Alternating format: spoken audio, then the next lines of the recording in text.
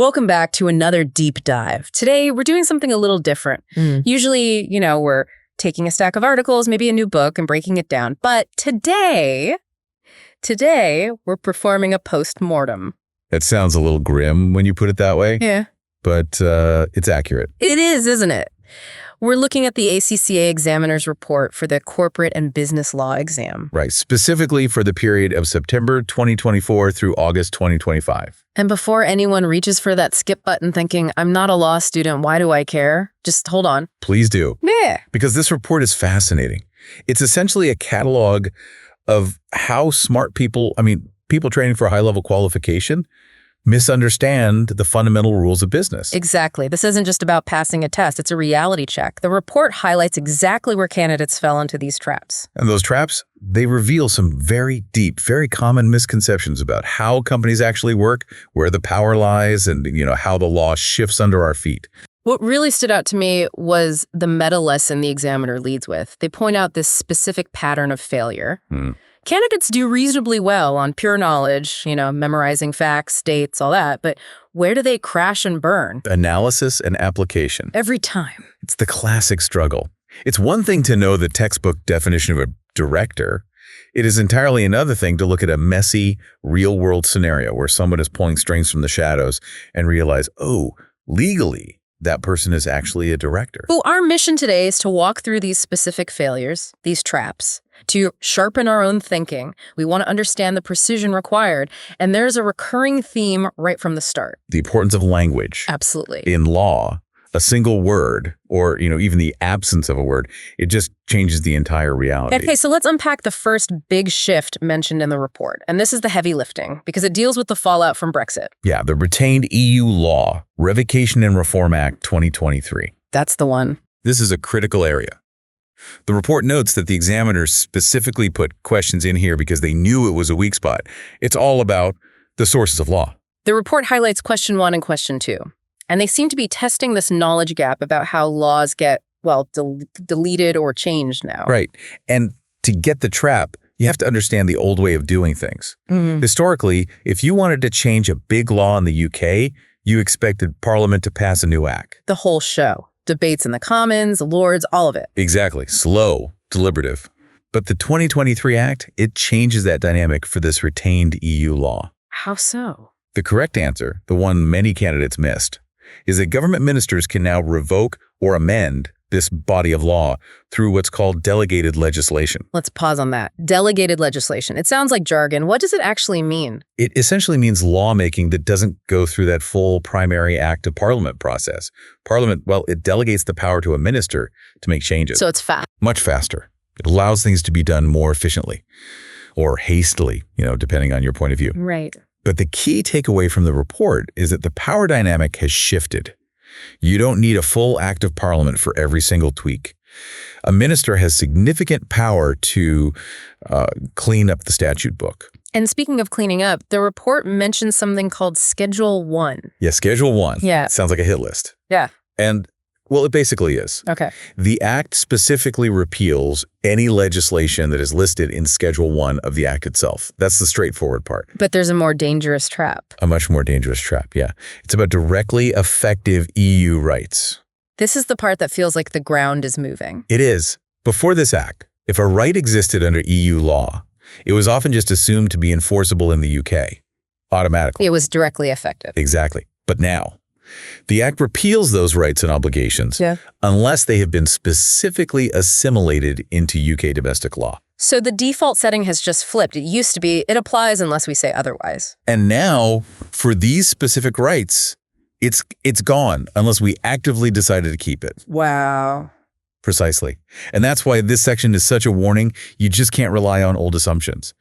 If you ignore this Brexit shift, as the examiner notes, you're operating on a map that doesn't match the territory anymore. It really emphasizes that the legal landscape is not static at all. Okay, let's move from that high-level constitutional stuff to the nitty-gritty. I'm calling this next one the public company trap. Yes, this refers to question 3. And honestly, this is a masterclass in close reading. The question asked candidates about public companies, and the trap was that it didn't say public limited companies or PLCs, just public companies. And that tiny omission is completely legitimate, but it threw people off completely. So let's look at the myths this question debunked. First, the idea that public companies can be unlimited. Which is false. That is a hard rule. All public companies must be limited liability. You cannot have a public unlimited company. The public needs that protection. Okay, that makes sense. But here's the one that really got me. Another option was that a public company can have just one member. Now, my intuition says public means crowds. I think of thousands of shareholders. Right. So naturally, candidates marked one member as false. They assumed you needed at least 2 or maybe 7, which was the old law way back when. But they were wrong. They were wrong. Since the Companies Act 2006, it is entirely legal for a public company to have just a single member. That feels so counterintuitive. Why would a public company have only one shareholder? You have to think about corporate structures. Imagine a massive global corporation. They want to set up a subsidiary in the UK that has the status of a PLC, maybe for prestige, or to access capital markets later. That PLC could be wholly owned by the parent corporation. So the one member isn't a person, it's another company holding all the shares. Exactly. But legally, that still counts as single member. The law doesn't care if it's Dave in his basement or a holding company. So yes, a public company can be a company of one. That is a great distinction. Then there's the third myth, the Wall Street assumption, that if you're a public company, you must be listed on a stock exchange. A very common misconception. I think movies are probably to blame for this one. Probably. Being a public company is a legal status. It's defined by your founding documents, your share capital. Being listed is a commercial status. You can be a public company, able to offer shares to the public without ever being listed on an exchange. So there are unlisted public companies just out there. Plenty of them. So to recap the profile, must be limited, can have just one shareholder, and does not have to be on the stock market. Got it. But in law, there's one financial hurdle that trapped a lot of people, the capital requirement. The paid-up rule. This is pure mechanics, but it really matters. Most people know a PLC needs 50,000 pounds of allotted share capital. That's the number everyone memorized. Right. But the question is, how much of that needs to be paid up? So actual cash in hand before you can do business. The report says many people guessed 50%. Feels like a nice, safe number. Half upfront. Sounds reasonable. And the reality? It's 25%. You need at least 1/4 of the nominal value of the allotted shares paid up. See, that's a detail that feels small until you're the one filling out the paperwork. Get it wrong and you're in trouble. You're making life harder for your investors than it needs to be. Precision is the whole game. Okay, let's move to the people running these companies. The report dives into question 4, which is all about directors, but not just the ones with their name on the letterhead. We are entering the realm of the shadow director. I love this term. It sounds like something out of a spy novel. It is a dramatic term, yeah, but the concept is very grounded in the reality of power. The report defines a shadow director as someone who hasn't been officially appointed. There's no paperwork, nothing at Companies House. So on paper, they don't exist. On paper, no. But the crucial legal test is that the officially appointed directors are accustomed to acting in accordance with this person's directions or instructions. The puppet master. In a sense, yes. This could be a majority shareholder who's bullying the board, a disqualified director running things from the back office, even a major creditor who's dictating terms. And the legal twist here, the point the examiner wanted to drive home, is all about liability. Right. The trap is thinking, well, I never signed a contract, so you can't sue me. I'm not a director. And the report says, not so fast. Exactly. The correct answer was that a shadow director is subject to the same duties and liabilities as an executive director. The law looks at the reality of power, not the label. You cannot evade responsibility by hiding in the shadows. That is a powerful check. It is. Now, the report contrasts this with a de jure, which is just the Latin for according to the law. This is someone expressly appointed. You check the register, their name is there. Simple. And a non-executive director. They're defined by their specific role under a service contract. They're there for oversight, not day-to-day management. Yeah. But I want to circle back to the numbers game again, because this is where the public company versus private company distinction comes back to bite you. The two directors rule. Yes. Remember, we just said a public company can have one member. Right. The holding company example. Well, the report emphasizes that every public limited company must appoint at least 2 directors. So I can own the whole thing myself as a single member, but I have to hire at least one other person to help me run it. Exactly that. Private companies can have a sole director. Public companies cannot. That distinction is a favorite trap for examiners because you have to hold two different rules in your head at the same time. One member, okay. One director, not okay. Let's move to a scenario that I think is the most dramatic one in the report. The end of a business.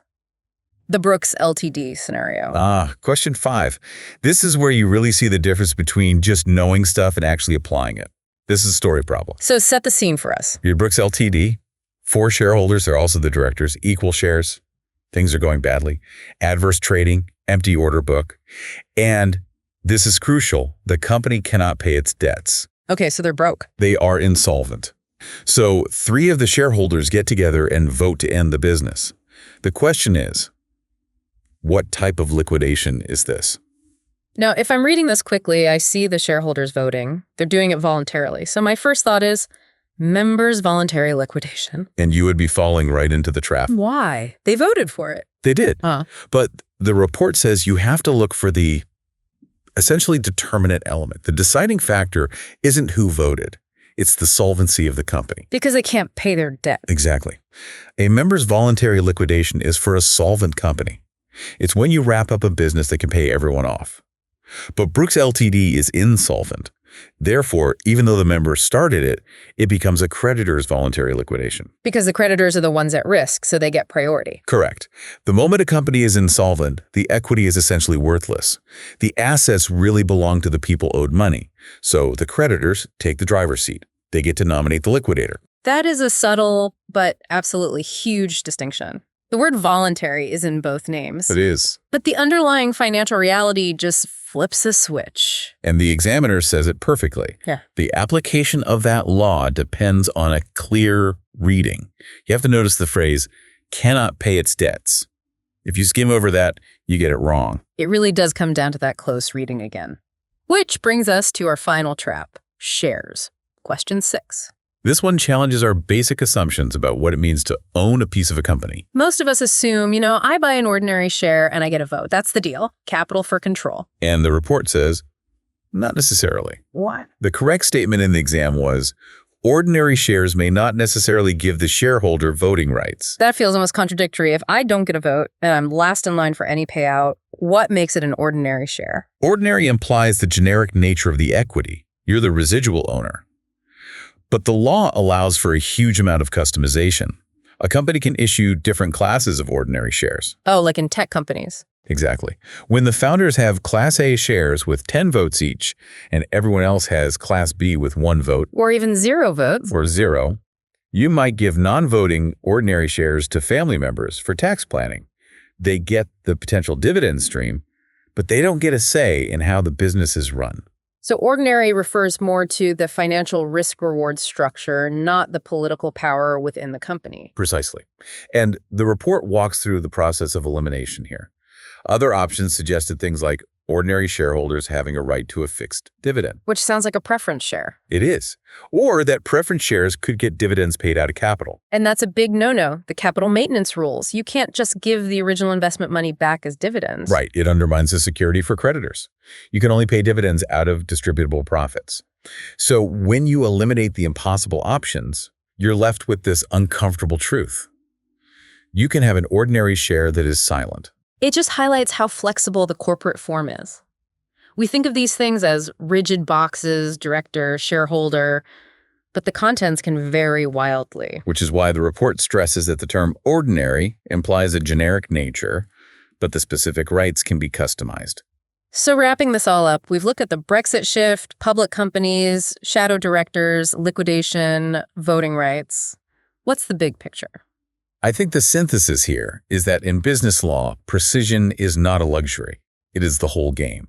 Whether it's missing the word limited or misidentifying a shadow director or confusing a voluntary vote with the reality of insolvency, success came down to noticing the details. And the examiner has a fairly stern warning for candidates, which I think applies to all of us. The risky tactic. Right. They mentioned that some candidates just ignore the difficult syllabus areas. They cross their fingers and hope, Brexit or specific liquidation types don't come up. And the report calls this risky in the extreme, especially in Section B, with these scenarios. You cannot bluff your way through a specific legal test. There's no fuzziness there. It's a reminder that we can't just learn the fun stuff. We have to grapple with the dry, technical changes, because that's often where the liability or the opportunity is hiding. Absolutely. The ostrich strategy, burying your head in the sand, it's not a valid legal defense. Before we go, I want to leave you with a thought based on what we've talked about today. We discussed shadow directors, people with power but no title, and we discussed non-voting ordinary shares, people with ownership but no voice. It creates a fascinating paradox, doesn't it? It really does. In a world where you can run a company from the shadows and own a chunk of it without a say, how much does the official label actually tell you about where the power lies? Very little if you don't read the fine print. Exactly. The label director or shareholder is just the starting point. The real power dynamics are in the articles, the contracts, the solvency statements. That's the takeaway. Always look behind the label. And on that note, we will wrap up this deep dive. Hopefully, the next time you see a public company or sign a contract, you'll pause and ask, wait, what does this actually mean? Read the scenario fully. Thanks for listening, everyone. See you next time.